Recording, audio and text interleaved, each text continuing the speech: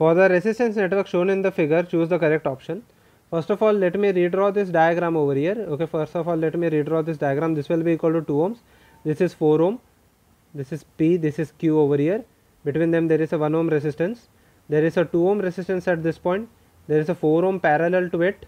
Okay, there is a 1 ohm resistance across it.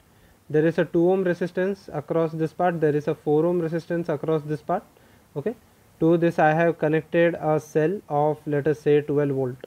Okay, a cell of 12 volt. Okay, now first of all, this is an extended Wheatstone network. What is extended in Wheatstone network mean? If I take the ratio, it will be equal to 2:4, which is equal to 1:2. This ratio is equal to 2:4, which is equal to 1:2. This ratio over here is equal to 2:4, which is equal to 1:2. So this 1 ohm resistance will be eliminated from this point, and this 1 ohm resistance will be eliminated from this point. I can say that P and Q are at same. It means that there will be no current flowing through this 1 ohm resistance and this 1 ohm resistance. So I can say that P and Q are at equal potential, and S and T are also at equal potential. That is, the potential difference is equal to 0. So option number A is correct. Let us see the next part over here. Let us see the next part. Now the network will look somewhat like this. This is 2 ohm, 2 ohm, 2 ohm resistor, which will be equal to 6 ohms over here. All three of them are in series. Okay, and in parallel there is 4 ohm, 4 ohm, 4 ohm, which will be is equal to 12 ohm in parallel. Now there is a 12 volt connected across this. Okay, and I1, now the total resistance over here is equal to, now the total resistance across this part will be equal to 12 and 6 in parallel, which will be equal to 1 by 6 plus 1 by 12. The equivalent resistance over here will be equal to, the equivalent resistance will be equal to, this will be multiplied by 2. So this will be equal to 1 by 4. So the equivalent resistance in this case will be equal to 4 ohms. The equivalent resistance in this case will be equal to 4 ohms. So using the formula V is equal to IR. Now the voltage across this part is equal to 12. The current is unknown. The resistance is equal to 4 ohms. So the current I1 in this case will be equal to 3 ampere. So option number 2 is also correct. Okay, now option number C is also correct. Okay, because we have already seen. Okay, now we have to see option number C. Sorry, we have to see the option number C. The potential at S is less than that of Q. Okay, the potential at S is less than that of Q. We have to first apply the potential difference formula, then we will find out this part. Okay, now how will I apply this formula? If I draw the individual circuits again, it will be equal to, this is 2, this is 2, this is 2, and this is 4, this is 4, and this is 4. Okay, so basically first of all, and this, it is connected to a 12 volt battery. Okay, so first of all, let me find out the total. Now the total current is equal to 3 ampere. Okay, the total current in the first circuit. Okay, now this is equal to V1. V1 is equal to 3 ampere. Let the current over here be equal to, the current over here is specified, which is equal to I2. Okay, the current over here is specified, which is equal to I1. This is I1. So the current over here is equal to I2. The current over here is equal to I2. Let the current over here be I dash. Okay, so what is the current I2? Okay, voltage applied is 12 volt and the total resistance is 6, is equal to I2.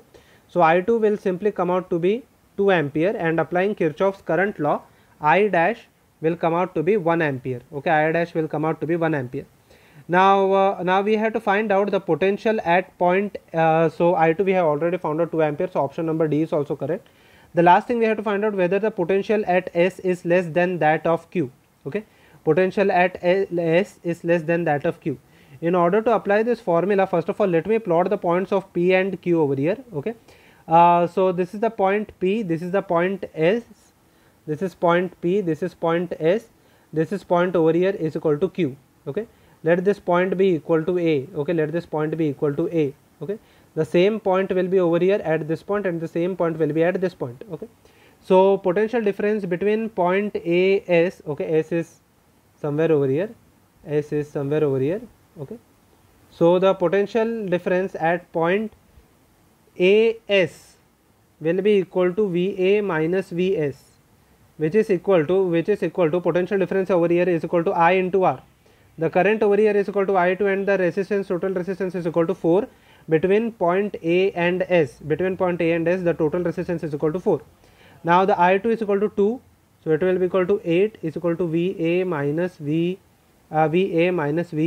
Okay, so similarly we have to find out at point Q. Similarly, using the same formula, we have to find out the potential difference at point Q. So VAQ will be equal to VA minus VQ. Okay, VA minus VQ, which is equal to, now the current over here is equal to I1 and the resistance over here is equal to 4, is equal to VA minus VQ. So basically I1 over here is equal to 1, so is equal to 4 VA minus VQ. Okay, so over here let me subtract both of them, so it will be equal to minus 4 VA and VA will get cancelled out, minus VQ plus Vs. Okay, plus Vs. So basically over here if I subtract it by negative, VQ minus Vs is equal to 4. Now since VQ minus Vs is a positive value, I can say that the potential at Q is more as compared to S, or I can say that at S the potential is less as compared to Q, which is equal to option number C. So for this question all A, B, C, D all 4 are correct answers.